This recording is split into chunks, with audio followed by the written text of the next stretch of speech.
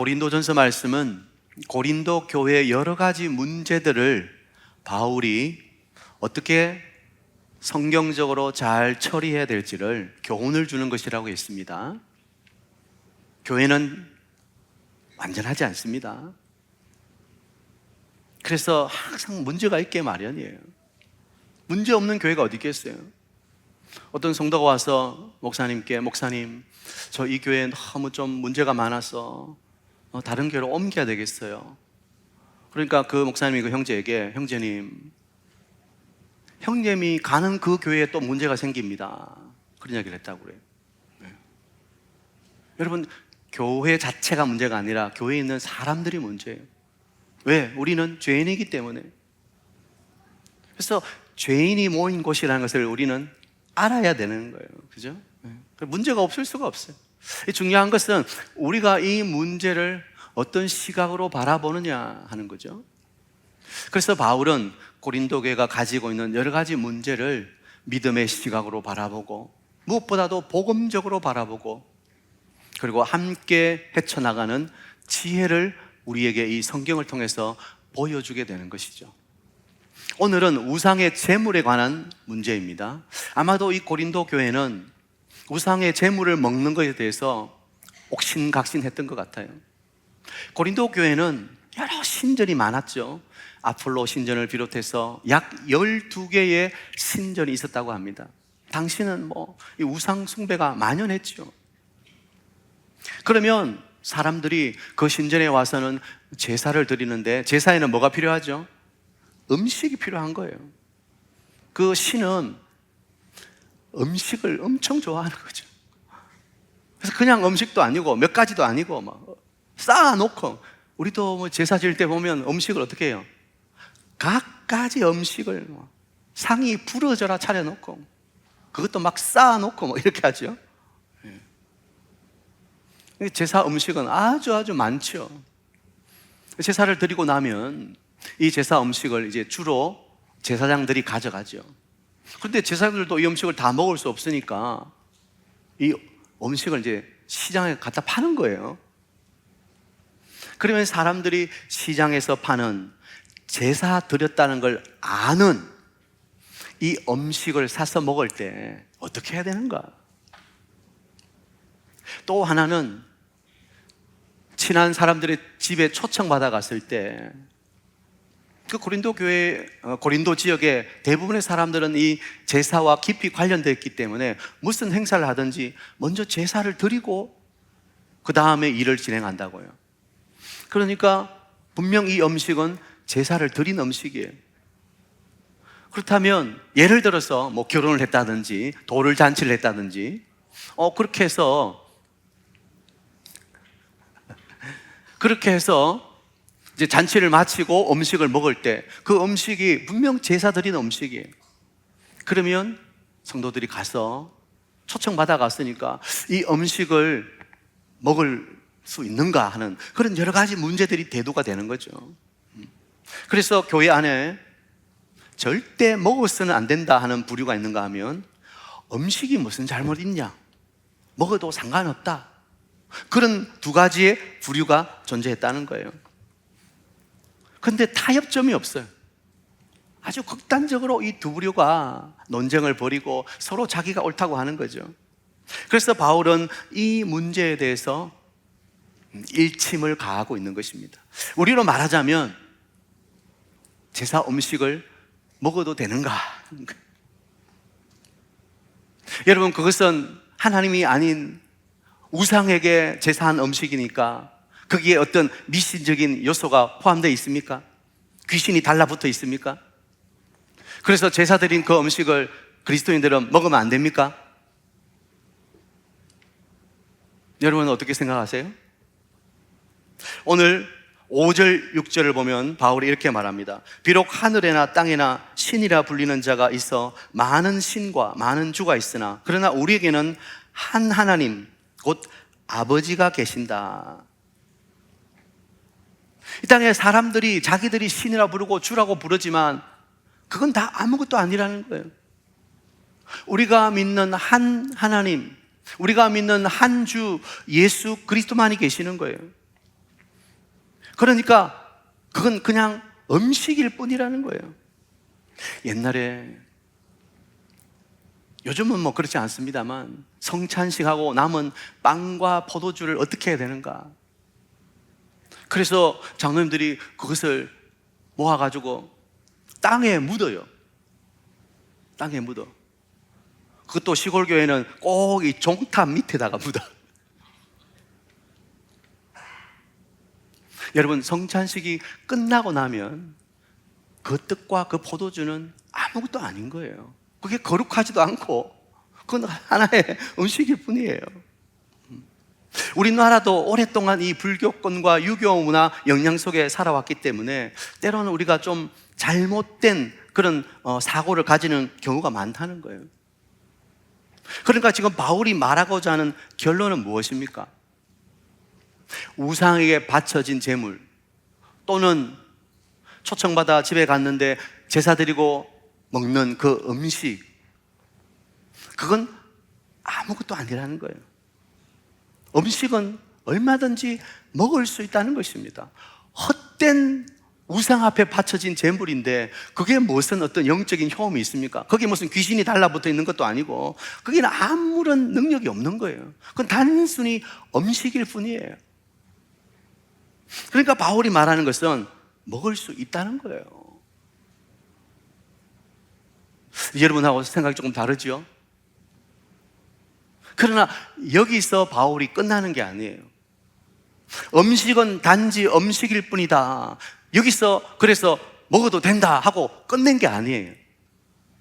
여기서부터 바울은 또 새로운 다른 한 논지를 가지고 와서 우리에게 교훈을 줍니다. 뭐냐 하면, 신앙에 우리는 자유가 있는 자들이고 한 분 예수 그리스도 하나님을 모시는 자들이기 때문에 그 재물은 아무것도 아니다, 음식일 뿐이다, 먹어도 된다.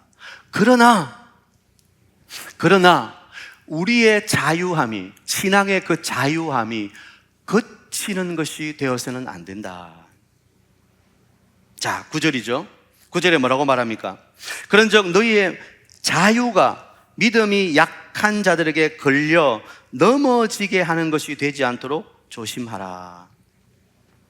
여러분, 우리가 음식을 먹는 것은 아무것도 아니에요. 혹시 그 음식이 뭐 제사 드린 음식이라 할지라도 그것은 음식 자체지 다른 어떤 효험이 있는 게 아니에요. 그런데 문제는 그것으로 인해서 파생되는 다른 교회 공동체 안에 문제가 생길 때 그것은 다시 생각해 봐야 된다는 거예요. 우리의 자유가 성경에서 음식은 아무것도 아니니까 자유롭게 먹어도 된다. 근데 그것이 약한 자들에게 걸려 넘어지게 하는 것이 된다면 그것은 조심해야 된다. 바울의 말씀이에요. 자, 예를 들어 봅시다. 이제 우리 한국교회에서는 뭐 술, 담배 문제에 대해서는 아주 엄격합니다만, 여러분, 술, 담배 한다고 구원을 못 받습니까? 그런 건 아닙니다. 네덜란드에 어떤 목사님이 설교하러 한국에 오셨는데 얼마나 줄 담배를 피우는지 몰라요. 목사님이 줄 담배를 피워요. 줄 담배가 뭔지는 아시죠? 그건 그 나라의 독특한 문화예요. 독일에 어떤 목사님이 오셨어요. 식사를 대접하는데 왜 맥주를 안 시켜주냐는 거예요. 독일에서는 맥주가 그냥 음료예요. 이것을 우리는 신학적으로 아디아포라의 영역이라고 말합니다. 그건 본질이 아니라는 거예요. 술을 하든 담배를 하든 그것은 본질이 아닙니다. 그런데 중요한 것은 이 한국 교회 상황 가운데서 그리스도인이라는 특징이 있을 때, 그리스도인의 모습을 이야기할 때 술, 담배를 하는 것이 옳습니까? 옳지 않습니까? 옳지 않은 거예요. 한국 교회 상황에서는 그것이 덕을 세우지 못하는 거예요. 그러면 술, 담배는 그건 구원하고는 아무런 관계도 없고 그건 자유의 영역이니까 그냥 해도 된다, 그렇게 해서는 안 된다는 거예요. 그 자유는 방종이기 때문에 우리가 가진 자유는 그리스도 안에서 또 공동체를 향한 덕을 세우는 것이어야 한다는 게 바울의 논지인 것입니다. 우리가 하는 모든 일들이 그 일을 통해서 하나님의 영광을 나타내느냐, 공동체를 유익하게 하느냐, 덕을 세우느냐, 그것을 먼저 살펴볼 수 있어야 한다는 거예요. 내가 그냥 신앙의 자유로 마음껏 할 수 있는 것이 성도들에게 거치는 것이 된다면, 그것이 걸림이 된다면 그것은 하지 말아야 된다. 바울은 어떻게까지 하지 말아야 되냐?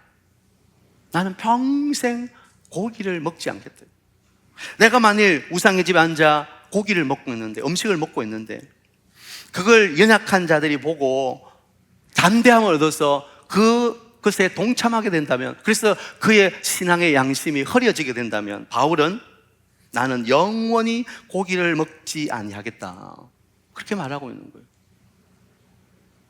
자, 바울이 말하려고 하는 것이 무엇입니까? 첫 번째, 사랑의 원리가 지배하도록 하라는 거예요. 뭐라고요? 사랑의 원리.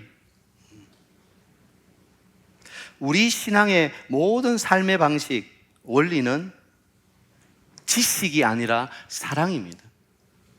오늘 바울의 1절에서도 지식은 교만하게 하며 사랑은 덕을 세우나니, 물론 지식이 필요합니다. 그러나 그 지식이 사랑으로 포함되어 그것을 감싸고 있지 않으면 그 지식은 우리를 교만하게 하고 우리를 넘어지게 하는 것이다. 어떤 성도님들은 자기가 성경적으로 많이 알고 또 지금도 열심히 성경을 공부하고 있고 연구하고 있고 이런 것에 대해서 자랑스럽게 생각합니다. 물론 그건 좋은 것이죠. 그러나 그것이 다른 성도들에게 시험거리가 된다든지, 그것으로 인해서 다른 성도를 쉽게 판단한다든지 또는 정죄한다든지, 그것은 굉장히 위험한 것입니다. 제가 오전 시간에 말씀드린 것처럼 그것은 영적 교만이에요. 사랑으로 하지 않는 모든 지식은 방종에 가까운 거예요. 바울은 모든 것을 사랑으로 하라고 말해요. 사랑으로. 내가 볼 때 그것은 선한 것이고 의로운 것이고 잘하는 것이지만 그것으로 인해서 교회에 덕이 되지 않는다, 그것으로 인해서 누가 상처받고 실족하게 된다, 그러면 하지 않는 것이 좋은 거예요. 그게 사랑에 어울린 거예요. 그게 바로 한 공동체를 세워가는 중요한 원리라는 것을 우리는 기억해야 돼요. 우리는 사직동 교회라는 공동체 안에서 함께 신앙생활을 하고 있습니다. 저마다의 생각도 다르고 신앙의 배경도 다르고 다 다를 수 있습니다. 그러나 그 다름 가운데 일치해야 되는 원리가 무엇인가? 그것은 사랑이라는 것입니다. 사랑이 아니고서는 아무것도 아닌 거예요. 성경이 그렇게 말해요. 사랑이 아니면 아무것도 아니라는 거예요. 사랑은 허다한 죄를 덮는 거예요. 사랑은 율법의 완성인 거예요. 사랑으로 하지 않는 모든 게 죄인 거예요. 바울은 우상 제물을 먹을 수 있느냐 먹을 수 없느냐 이런 아주 기본적인 하나의 문제점에서 깊이 있는 원리를 끄집어내고 있습니다. 그건 정말 사실은 중요한 게 아니다. 그건 본질이 아니다. 교회 안에 신앙생활의 가장 깊은 본질은 사랑이 있느냐 없느냐 하는 것이다. 우리가 사랑 없이 행하게 되면 결국 시험거리가 되고 성도들의 걸려서 넘어지는 돌멩이가 될 수 있다는 것을 우리는 기억해야 되는 거예요. 그래서 내 안에 오늘도 사랑으로 이 일을 하고 있는지, 내 안에 성도들을 바라보면서 사랑으로 그들을 충고하고 있는지, 사랑으로 그들을 대하고 있는지, 굉장한 중요한 기준이 된다는 사실을 우리는 꼭 아셔야 되는 거예요. 왜냐하면 우리는 공동체 안에서 연약한 자들을 일으켜주고 또 그들과 함께 가기 위해서 손을 내밀어주고 함께 손잡고 걸어가야 되는 한 공동체이기 때문에 나만 혼자 달려갈 수 있는 게 아니에요. 우리가 함께 가야 하는 영가족이기 때문에 그게 교회인 거예요. 교회는 누구 한 사람이 잘한다고, 누구 한 사람이 헌금을 많이 한다고 그 교회가 좋은 교회가 아니에요. 사실 우리 교회도 우리끼리 이야기지만 크게 사업을 하고 크게 헌금하고 그런 분이 안 계세요. 그런데 우리 모두가 주의 교회를 사랑하고 또 주님 주신 명령 안에서 성실하게 11조와 감사헌금과 우리의 헌금 생활을 하고 있는 거예요.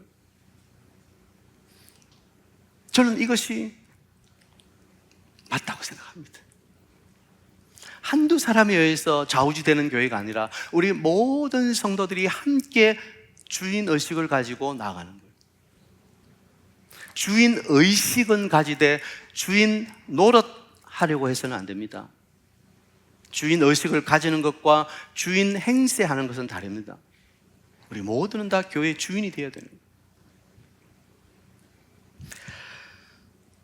어떤 성도님들은 이사하는데 손 없는 날을 이사하고 싶다. 여러분, 손 없는 날이 뭐예요? 귀신도 잠시 휴가 가는 날이 있다고 그래요.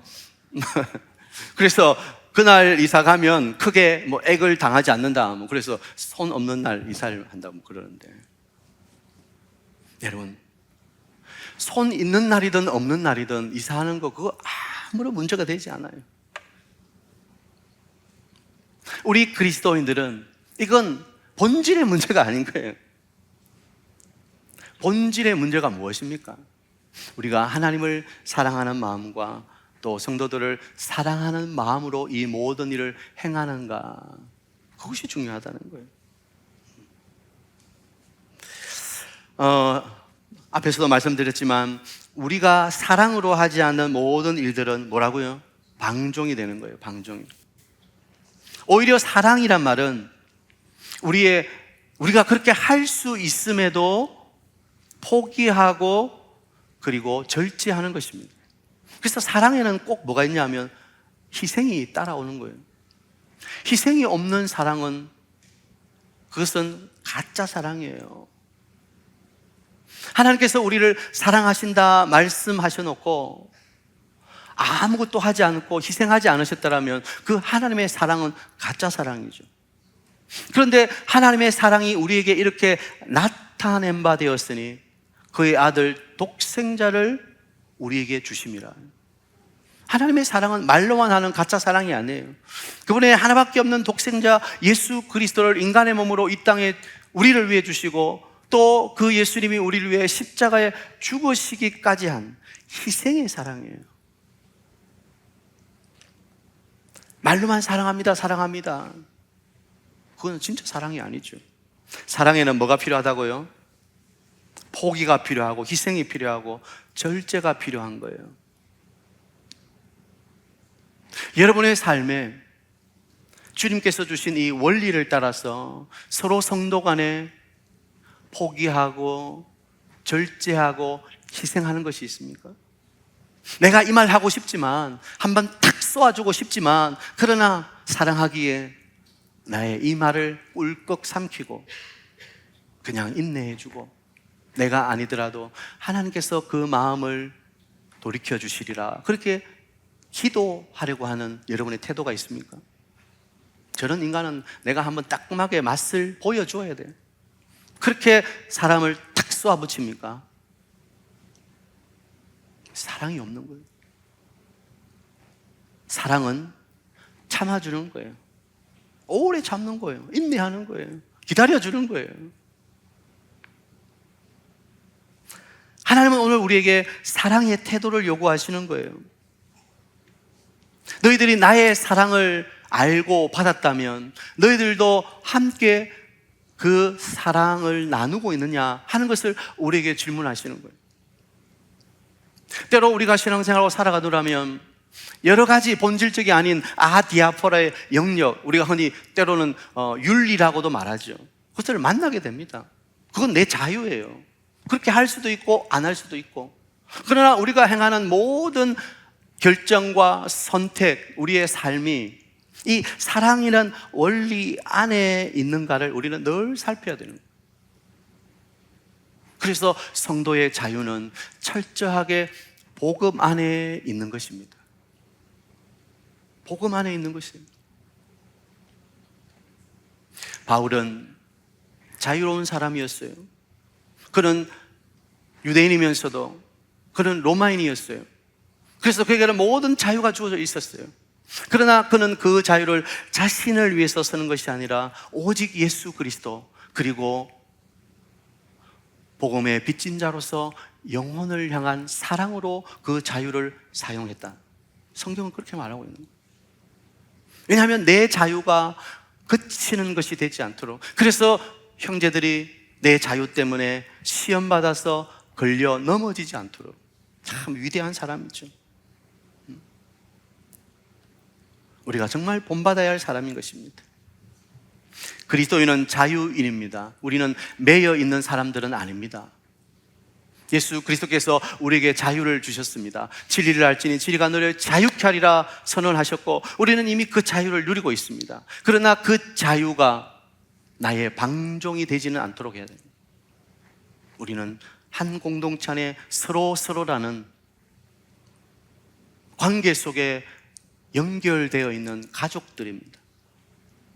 내가 포기하고, 내가 희생하고, 또 내가 오래 참아줌으로 그 연약한 한 영혼이 믿음으로 좀 더 일어설 수 있다면, 좀 더 그리스도를 닮아가는 예수의 제자로 한 단계 더 업그레이드 될 수 있다면, 내가 포기하는 그 자유는 하나님이 너무 기뻐하실 거예요. 그게 믿음이고 성숙이기 때문에. 사랑의 원리예요. 사랑의 원리. 사랑하는 여러분, 우리 사직동 교회 이 원리, 사랑이 지배하게 되기를 소원합니다. 여러 가지 소문이 돌 수 있어요. 여러 가지 말들이 일어날 수 있어요. 사람인지라 그럴 수 있죠. 그러나 그 모든 것들이 사랑 안에서는 다 잠잠해져야 되는 거예요. 사랑 안에서는 그 모든 것들이 다 고개를 숙여야 되는 거예요. 내가 잘났다, 네가 잘났다, 내가 더 지식이 많다, 내가 더 신앙의 연륜이 깊다, 그 아무것도 아닌 거예요. 오직 사랑이에요. 사랑. 저는 고린도서의 말씀을 계속 쭉 보면서 느끼는 것이, 오늘날 한국 교회 안에 이 바울 사도가 주신 이 귀한 교훈의 말씀이 조금이라도 구현될 수 있다면, 적어도 한국 교회가 세상으로부터 손가락질 받거나 세상이 교회를 걱정한다는 소리는 듣지 않을 텐데, 그런 생각을 해봅니다. 여러분, 우리가 듣는 것으로 그쳐서는 안 돼요. 진짜 우리 교회가 바울이 말씀하는 이 사랑의 원리로 하나 되고, 그래서 서로 사랑 안에서 함께 기도해주는 영가족 공동체로 변화될 수 있도록, 이 지역을, 이 부산을, 더 나아가서는 한국을 변화시키는 그런 교회가 될 수 있도록 우리는 꿈을 꾸고 함께 나갈 수 있어야 되는 거예요. 오늘 오후 예배 나오신 우리 모든 성도님들이, 하나님, 저의 자유가 그치는 것이 걸림이 되지 않게 하시고 사랑 안에서 모든 것을 감당할 수 있도록 은혜를 베풀어 주십시오라고 기도하시길 바랍니다. 베드로전서 2장 16절을 보면, 너희는 자유가 있으나 그 자유대로 악을 가리는 데 쓰지 말고 오직 하나님의 종과 같이 하라. 그렇게 베드로 사도도 이야기했습니다. 우리의 자유가 그치는 것이 되지 아니하고 하나님 안에서 우리의 사랑의 태도로 말미암아 공동체가 회복되고 치유되는 하나님의 축복의 통로로 쓰임받을 수 있다면 그만큼 귀한 것은 없는 것입니다. 제가 시작하면서 우리의 삶에 냄새가 난다고 했습니다. 예수 그리스도의 향기가 난다고 했습니다. 사랑이 지배하는 사람, 사랑의 원리가 그 마음속에 충만히 있는 사람은 예수 그리스도의 향기가 납니다. 억지로 향수를 뿌려서 날 수 있는 게 아니에요. 내 안에 사랑이 충만히 있으면 그 사랑의 잔에서 흘러나온 예수님의 향기가 진동하게 되는 거예요.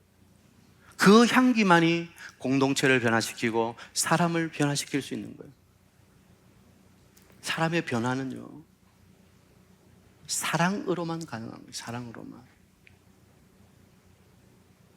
오늘 말씀을 마무리하면서 오예배 나온 우리 모든 성도님들에게 이 사랑이 충만하게 되길 축복하고 그 사랑의 잔이 가득가득 채워지게 되길 축복하고, 오늘 또 설교 들은 말씀, 목사님이 음식은 아무것도 아니니까 그냥 제사 지린 음식도 먹어도 된다더라, 아무거나 먹자, 그런 의미의 말씀이 아닙니다.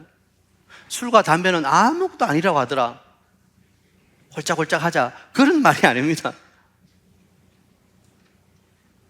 자유가 있으나 그 자유를 오히려 포기하고 오히려 희생함으로 더 풍성한 자유를 누리라는 거예요. 사랑으로 하나 될 때, 사랑으로 서로를 섬길 때 우리 공동체는 가장 아름다운 공동체가 될 것입니다.